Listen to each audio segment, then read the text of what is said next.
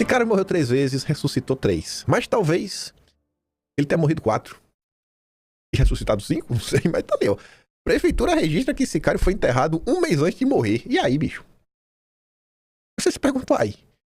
Ele morreu ou não? Bom, há controvérsias. O Metrópolis obteve lá, o Igor dele obteve a certidão de óbito, como tá ali. Não traz a causa da morte. Certidão obtida exclusivamente pela coluna do Igor Gadelha não consta a causa da morte do faz-tudo do Daniel Vorcaro. E aí? O que achar disso? Se nem a imprensa tem a resposta, imagine eu. Sicário. Essa chave aí, né? Pra entender todo esse processo. A averiguação, né? Aquele procedimento pra saber, investigar a morte lá na polícia, ainda tá andando. E estamos aí.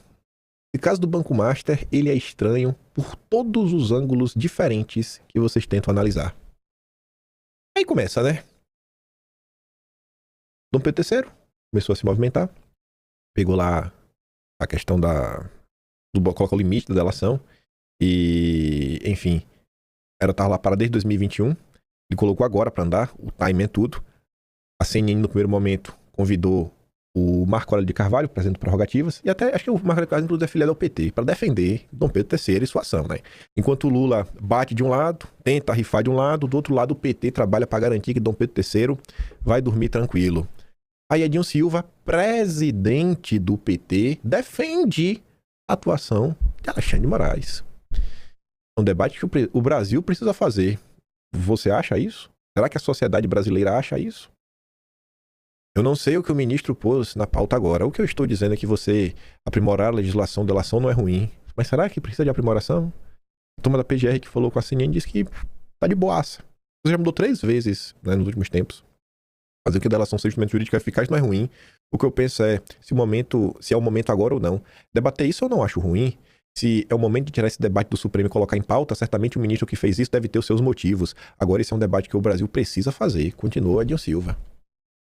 Obviamente isso também faz parte dessa movimentação do Lula do descolar do Dom Pedro III. E o Mário Sabino fala que Lula larga a mão de Moraes e acerta moralmente por interesse eleitoral. É bonito de ver a imprensa unida, batendo no ídolo que a imprensa ajudou a criar. Lula tem lealdade apenas a si próprio, preocupado com a contaminação da campanha à reeleição pelo caso do Banco Master, que envolve diretamente amigos seus no Supremo. Lula largou a mão de Alexandre de Moraes depois de ter deixado para trás Dias Toffoli. Em entrevista a um canal da imprensa petista, o presidente da República contou que aconselhou Dom Pedro III a preservar a biografia e declarar-se impedido de atuar em julgamentos relacionados ao caso Master, uma vez que a mulher do ministro foi contratada como advogada no final do banco do Daniel Vorcaro. Ele também afirmou que um integrante do Supremo que tenha cometido desvios deve pagar por isso, não o tribunal, e que se o cara quer ficar milionário não pode ser ministro do Supremo, porque quando se vai para a Suprema Corte tem que fazer um compromisso quase religioso. Ele não está lá para ganhar dinheiro. Lula fala isso no dia que a imprensa noticia que a imperatriz recebeu pelos ótimos serviços prestados 80 milhões. 80 milhões. O chefão petista não se tornou um ser ético da noite para o dia. Tudo que disse na entrevista foi por exclusivo interesse eleitoral. Mônica Bergman falou até sobre isso ontem e falou, cara, falas muito duras. Essas do Lula, que com certeza os bombeiros do Palácio do Planalto vão entrar em campo, junto a alguns pares do Supremo, para tentar acalmar as coisas. Agora, curiosamente, ministros que adoram falar, Gilmar Mendes, Flávio Dino, esses dois, né, em especial, gostam de falar bastante, eles não falaram nada. Não teve nenhuma notinha nas últimas horas da Daniela Lima, não teve nenhuma notinha da Luísa Martins e não vi nenhum comentário da Globo News mostrando aí a insatisfação dos ministros para com Lula. Eu tô falando isso porque se não tiver nenhum tipo de incômodo, aí fica parecendo que tem um teatro ou um jogo combinado. E aí fica a pergunta, qual seria o jogo combinado, qual seria o teatro? E que as críticas são só da boca para fora, porque o Lula precisa levar a eleição, ou porque a situação tá tão feia e tá todo mundo preocupado e o melhor realmente é abandonar, talvez até o corporativismo interno da corte, né? Fique meio rachado e todo mundo esteve, cara, deixa o Lula desgastar porque ninguém aguenta mais o cara. Cláudio Dantas tinha relatado, né, há pouco, que segundo suas fontes aí do Supremo, ela tá meio chateada com um homem sem cabelos.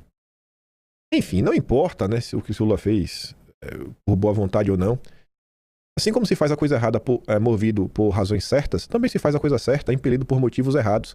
Ao trair amigos que lhe prestaram serviços relevantes e que se tornaram incômodos, Lula acertou moralmente. Porque vamos deixar pactuado, por favor.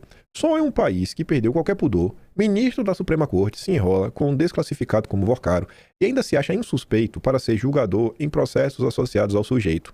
É neste país sem pudor que as fadas sininho do consórcio Supremo Palácio do Planalto agora tentam remediar a fala de Lula. Mas não tem jeito. A distância foi marcada, resta ver se o acerto moral terá o efeito desejado pelo chefão petista nas urnas, e nenhuma atenuação da parte dele apagará o conselho dado a Moraes e o que afirmou aos entrevistadores sobre a incompatibilidade entre busca de riqueza e cargo de juiz.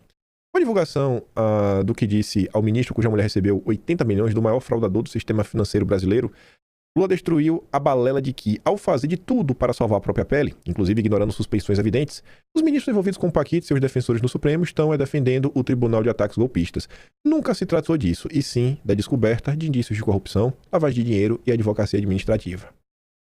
Aí o Fabiano Holanda comenta que pode até ser injusto, mas a maior marca do governo Lula 3 é o caso Master. O caso Master é o maior escândalo do governo Lula e é possível de provar. Quando você pega caso de grande repercussão, caso da Mind, não esqueceram, caso do Pix, caso da trama golpista, nenhum caso conseguiu ocupar tanto o debate público por tanto tempo seguido na intensidade que está ocupando como o caso do Banco Master. Até a história da trama golpista teve as suas idas e vindas e em vários momentos as pessoas estavam chegando cansadas, já tá chato porque é uma farsa. Realmente estávamos observando uma farsa. Vocês devem lembrar daquelas notas que saíam do tipo, levantamento de redes mostram que o julgamento de Bolsonaro teve baixa audiência, as pessoas não estão tão preocupadas com isso, tudo mais. Negócio farsesco. Mas em comparação ao Banco Master, assim, não existe nada que dê para comparar com o Banco Master. Teve outras coisas magníficas que se falou muito nos primeiros dias, sabe, tarifaço, as relações Brasil e Estados Unidos, mas Banco Master tá com o pé no acelerador, nível escândalo gigantesco desde novembro, e quando chega agora, assim, novembro fica grande, dezembro fica maior ainda, aí vai janeiro foi tenso, fevereiro também, março sobe de patamar de novo e cá estamos nós. Tipo o assunto do Brasil. O governo Lula, mais uma vez, tenta se desvencilhar das amarras do escândalo do Master. A tentativa mais recente ocorreu quando o próprio Lula, em entrevista a um portal amigo, pediu para que Dom Pedro III não deixasse que o banqueiro Daniel Vorcaro jogasse fora sua biografia, como se nessa altura dos acontecimentos revelados isso fosse possível. Pelo que consta, pesquisas internas indicam que a crise que afunda o Supremo atravessou a praça dos três poderes e atinge a combalida popularidade de Lula, hoje com a reeleição ameaçada. Foi preciso, de alguma maneira, largar a mão de Dom Pedro III, até poucos meses o maior herói do Brasil, após o Lula, né? Agora, Dom Pedro se autocondena e afunda o governo por sua esposa ter recebido 80 milhões do Banco Master para prestar atividades muito longe de corresponderem pelos valores de mercado à fortuna amealhada. O que o Paquito, afinal, queria em troca de tanto dinheiro? Aí o Fábio Lana até diz, né? Uma estratégia do governo é colar o escândalo na direita. Ele cita nomes ali, Tarão Direita, Semineto, Rueda, Guido Mantega, Van Garten, Temer, Lewandowski, Roberto Campos Neto. Mas não tá colando, velho. Não adianta o Lula tentar seguir por esse caminho. Mas para a opinião pública, não se trata de uma questão tão simples de somas de nomes e sequências de fatos, mas de símbolos e impressões.